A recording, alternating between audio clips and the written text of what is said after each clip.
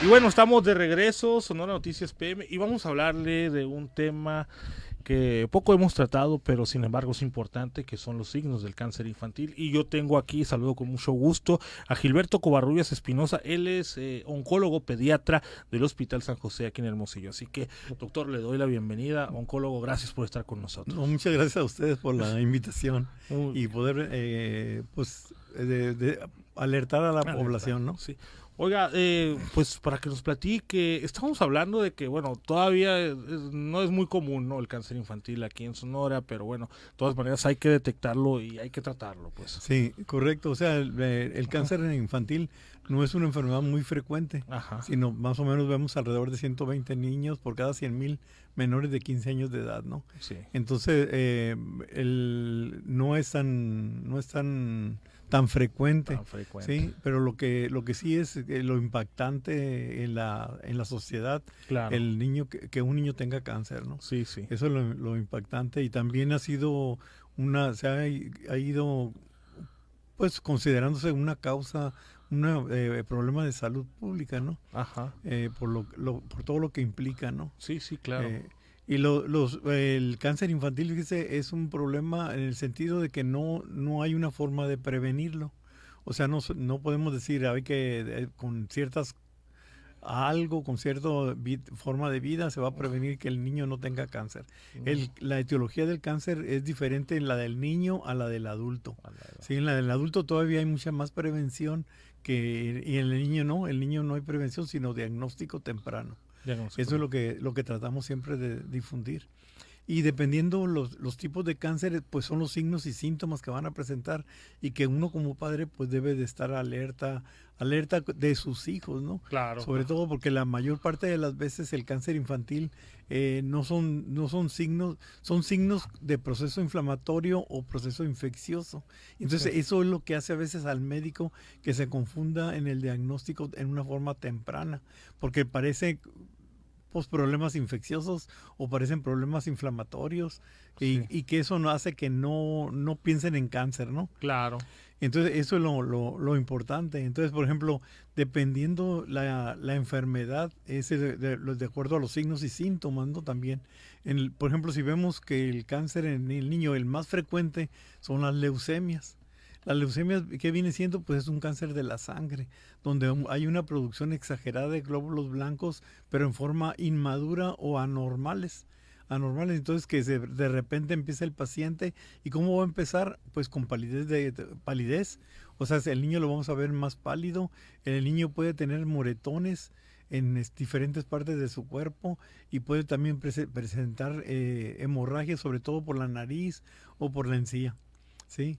Puede haber un poquito de ataque al estado general y pérdida del apetito. ¿Sí? Entonces, como ves, son síntomas muy vagos, generales, muy ¿no? generales, que se pueden ver también en otras enfermedades, ¿no? Sí. También alrededor de más o menos como el 30% de los niños que tienen leucemia pueden tener dolores articulares.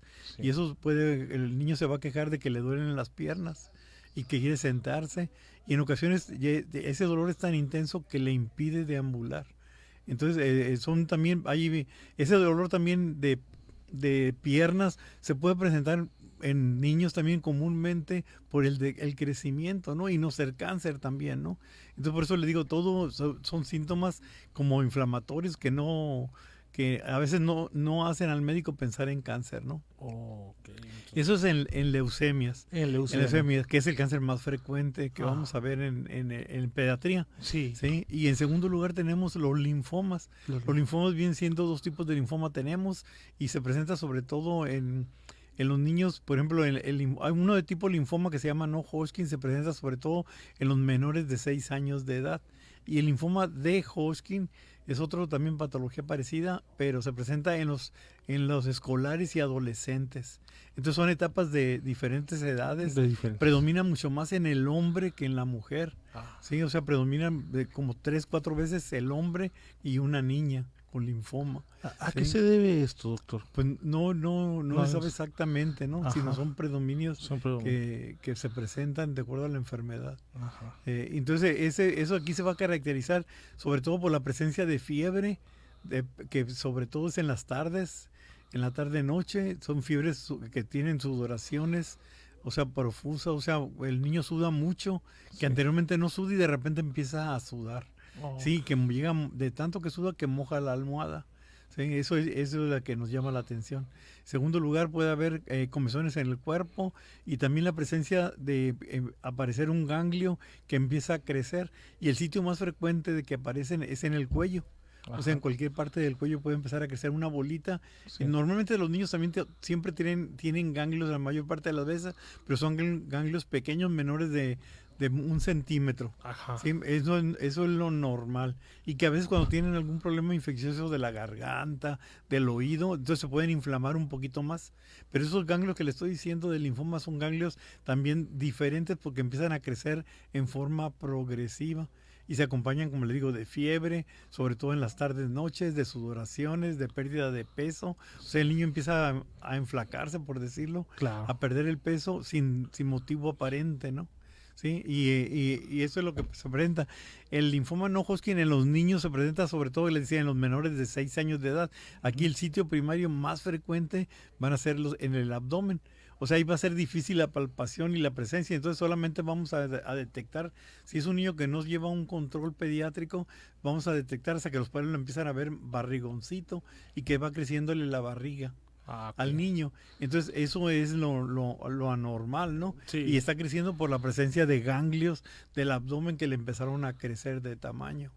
O sea, que tiene que estar muy alerta el padre y familia porque son síntomas muy, Muy vagos, como muy dije, muy vagos. vagos y que se pueden ver en otras patologías, ¿no? Se Sí. pueden ver en otras patologías, como les decía, si estoy diciendo que aparece un ganglio, sobre todo en el cuello, y le Ujú. tocan a un niño en el cuello, la mayor parte de las veces no es linfoma, Sí. porque pueden ser por infecciones, como le mencioné ahorita hace ratito, Ajá. o pueden ser sobre todo pues infecciones virales o bacterianas y hacen que crezcan los ganglios. Y al ceder la infección empiezan a bajar de tamaño. Eso es lo normal, y Pero- la reacción de cualquier niño, ¿no? sí, De claro. cualquier niño. Y el otro ganglio que le estoy diciendo, cuando es de linfoma, no baja, sino al contrario, sigue progresando, o sea, en forma continua. En forma En forma continua. continua. Entonces, esos son los síntomas del linfoma. Sí. ¿Sí? Y en tercer lugar tenemos, ¿cómo se llama?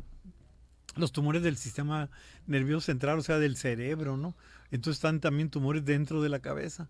Sí. Entonces aquí verdaderamente también es difícil el diagnóstico, pensar. Entonces puede ver, los signos y síntomas más frecuentes son que tenga el niño dolor de cabeza. Sí. El dolor de cabeza puede ser persistente y con aumento progresivo. Sí. ¿Sí? O sea, no puede ser, o sea, un niño a veces dice, me duele la cabeza, y luego al ratito inmediatamente se le quita, o se le quita con una una Una pastillita, pastilla, sí. y se le quita y ya no vuelve a tener, y a los días vuelve, o a la semana o al año, al mes, otra vez le duele la cabeza por algo. O puede ser a veces por migraña, que son patologías benignas. Entonces por eso le digo, no todo el dolor de cabeza ya significa que es tumor, Sí, sino claro. pueden ser otras causas también, ¿no? Pero el dolor, la característica de este dolor es un dolor también progresivo, que es más intenso, cada vez más intenso, ¿sí? Y le produce al niño vómito. Entonces tiene dolor de cabeza, tiene vómitos, y a veces el vómito, está dormido el niño y lo despierta, el dolor de cabeza, vomita y se le quita el dolor de cabeza. Oh, Entonces esos son datos que nos orientan a pensar que ese niño tiene algo en la cabeza, ¿no? claro. Aquí el diagnóstico, ¿cómo vamos a pensar o vamos a ver que existe un tumor dentro de la cabeza? Sí. Pues con una tomografía, para saber exactamente el sitio donde se va a encontrar el tumor, y de acuerdo al sitio donde está ese tumor va a haber los signos y síntomas, ¿sí? Pero en general el dolor de cabeza, las náuseas y vómitos se presentan en todos los tumores se pueden presentar, pero ya dependiendo del sitio donde se encuentra, puede haber también crisis convulsivas, puede haber que camine el niño en forma, pues que se vaya de lado, Sí. o sea, táxica. Que vaya Nosotros decimos zigzagueando. ataxia, pero que se vaya zigzagueando. Ajá. Entonces va caminando y no tiene una marcha uniforme y parejita, sino se va de lado. Ok. Entonces también, o sea, tiene alteraciones en los movimientos de las extremidades o de los pies, las crisis convulsivas que le mencioné, o de repente puede haber pérdida de conocimiento y desmayarse. Sí. Entonces todos esos son síntomas de de que pueda haber algo. Entonces, cuando un niño nos llega o me llega con esos síntomas, pues lo primero que tengo que hacer es tomar una tomografía de la cabeza para ver si verdaderamente tiene o no tiene este tipo de problema, ¿no? Y descartar ahí de una Y vez. descartar, exactamente. Y se corrobora, pues entonces al terminarlo de estudiar y ver después el plan de tratamiento para cada niño es diferente, ¿no? Muy bien. Esos son los 3 cánceres que Más vemos comunes. más comunes y más frecuentes. Y casi eso, con esos 3 cánceres incluye más o menos como el 70% de toda la oncología pediátrica, fíjese. Estos 3 cánceres abarcan el 75%. Casi el 70% de de toda la oncología pediátrica, que son es lo más frecuente que vemos en niños. También hay otros tipos de cánceres más, ¿no? Pero ya son menos frecuentes. Pero puede haber cáncer en cualquier sitio del organismo, Sí. en músculos, en los huesos, en los ojos. Entonces todo eso, pero ya va dependiendo, ¿no? El de los ojos también es muy típico, sobre todo en niños menores de 2 años de edad. Y esos niños empiezan aquí, lo único que tienen, el síntoma que tienen es que a veces en las noches se les ve un reflejo blanco al niño. Entonces le ve uno el ojo y se le ve un reflejo blanco. Normalmente a veces con los flash o cuando tomamos foto, en la foto se ve un reflejo rojo. Ajá. Ese reflejo rojo es normal. Es normal. Es normal. Pero cuando se ve un reflejo blanco, Ajá. no es normal. Entonces ese niño también hay que revisarlo o llevarlo para descartar un problema, ¿no? Por supuesto. Sí. Oiga, doctor, pues se nos agota el tiempo, pero Sí. yo le agradezco que nos haya platicado. No, al contrario, muchas gracias por la comunicación, les digo, y todo esto pues lo hice con la finalidad de no asustar a la población, sino que esté alerta, a sus hijos, ¿no? Para que verdaderamente pues se pueda llegar a hacer un diagnóstico temprano. Y si se logra hacer un diagnóstico temprano, las posibilidades de curación en un niño con cáncer son muy altas, ¿no? Sí. Alrededor del 70% de los niños, o sea, 7 de cada 10 niños se puede curar. Claro. Se puede curar. Muy bien. Pues bueno, nos vamos a corte.